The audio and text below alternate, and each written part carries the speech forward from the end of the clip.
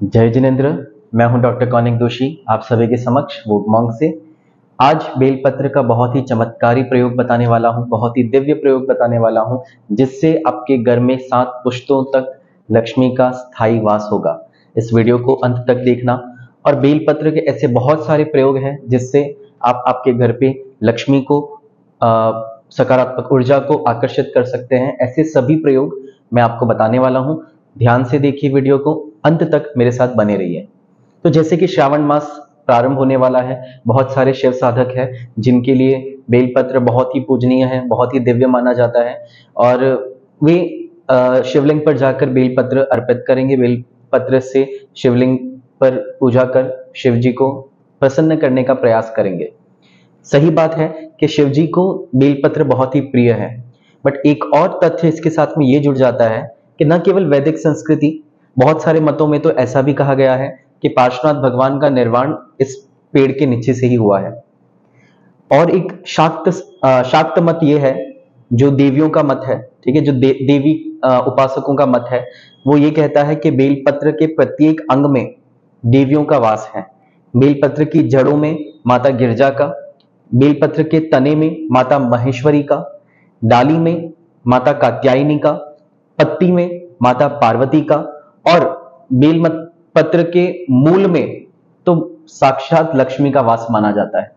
इसीलिए कहते हैं कि बेलपत्र के मूल के नीचे पूर्णिमा की रात्रि को, पूर्णिमा के दिन संध्या के समय में भी आप ऐसा कर सकते हैं, गाय की घी का दिया यदि प्रज्वलित किया जाए तो अखंड लक्ष्मी आपके घर में आकर वास करती है। हर पूर्णिमा को बेलपत्र के नीचे घी का दिया यदि किया जाए तो लक्ष्मी साक्षात आपके घर में आकर बस जाती है और अति प्रसन्न होती है।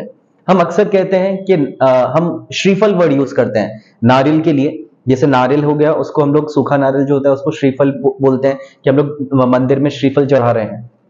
परंतु जब हम लोग तंत्र के पुराने शास्त्रों का अवलोकन करते हैं, रिसर्च करते हैं, अनुसंधान करते हैं, तो देखते हैं कि पुराने समय में तो बेलपत्र का जो फल है, ठीक है, बेल वृक्ष से जो आने वाला फल है, उस फल को ही श्रीफल बोला जाता था। तो वास्तविकता तो यह है कि वो फल अति प्रिय है माता लक्ष्मी को। तो बहुत सारे लक्ष्मी साधक जो हवन करते हैं माता लक्ष्मी का, वे भी हवन के अंदर कमलगट्टा, साथ साथ में बेलपत्र का जो फल है उसका गुदा सुखाकर उसे भी हवन में आहूत करते हैं और माता लक्ष्मी इस आहुति से बहुत ही ज्यादा प्रसन्न होती है।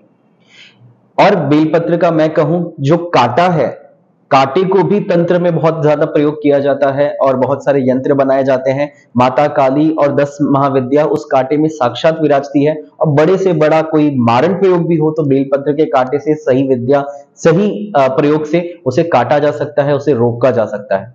बेलपत्र बहुत ही चमत्कारिक पौधा है। तो मैं आपको बताने वाला हूं एक ऐसा प्रयोग जिससे आप आपके घर में 7 पुश्तों तक बेलपत्र उगाकर स्थायी लक्ष्मी का आवास बना सकते हैं आपके घर पे। करना सिर्फ इतना है, कोई भी पूर्णिमा की तिथि पर आपको बेलपत्र लेकर आना है, बेलपत्र का वृक्ष लेकर आना है, पौधा भी लेकर आ सकते हैं छोटा, और धीरे धीरे उसे बड़ा होने तक आप अपने घर में रख सकते हैं। या आपके घर में अगर जमीन है तो जमीन के अंदर ही उस बेलपत्र को आप उगा सकते हैं, ठीक है। इस बेलपत्र के पौधे को आपको पूर्णिमा की तिथि पर लेकर आ जाना है, और अभी तो गुरु पूर्णिमा आने वाली है, बहुत ही उत्तम तिथि है, उस समय भी लेकर आ सकते हो। श्रावण मास प्रारंभ होने वाला है तो बहुत ही अच्छा है कि कोई पूर्णिमा के दिन आप बेलपत्र लेकर आइए। बेलपत्र लाने के बाद में आपको एक गड्ढा खोद लेना है, उस गड्ढे के अंदर हल्दी और कुमकुम रखना है।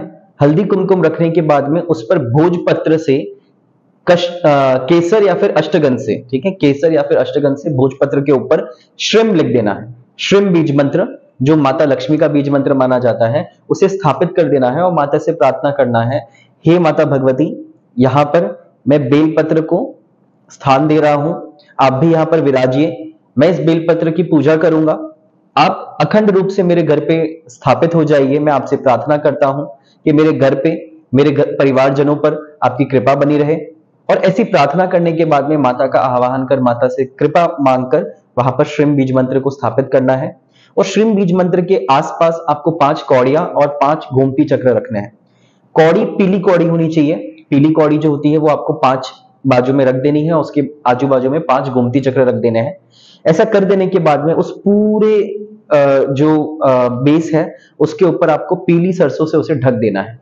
ठीक है, पीली सरसों से उसे ढक देने के बाद में वापस से माता से प्रार्थना करनी है, माता धन धान्य से परिपूर्ण करो इस घर आंगन को और इस घर पे विराजो। ठीक है, पूरा पीली सरसों से आपने उसे ढक दिया। उसके बाद में चावल छिलके के साथ में, जिसे धान बोलते हैं, उस रूप में आते हैं, छिलके के साथ वाले जो चावल आते हैं, उस चावल को थोड़े से आपको वहां पर पीली सरसों के साथ में ऊपर रख देना है।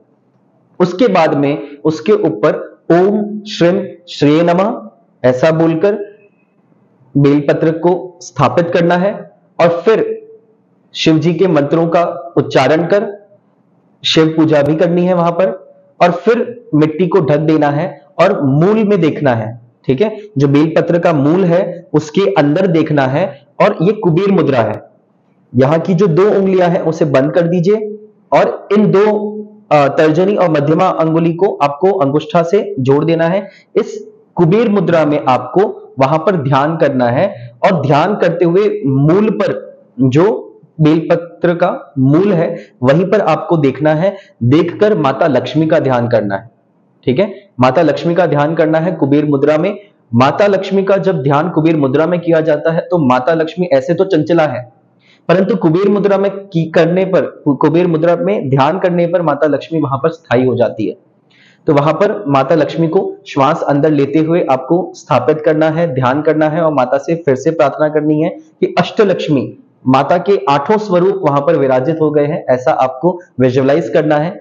ठीक है, ऐसा विजुअलाइज करने के बाद में हर पूर्णिमा को वहां पर घी का दिया आपको प्रज्वलित करना है और माता को वहीं पर स्थापित होने के लिए प्रार्थना करनी है।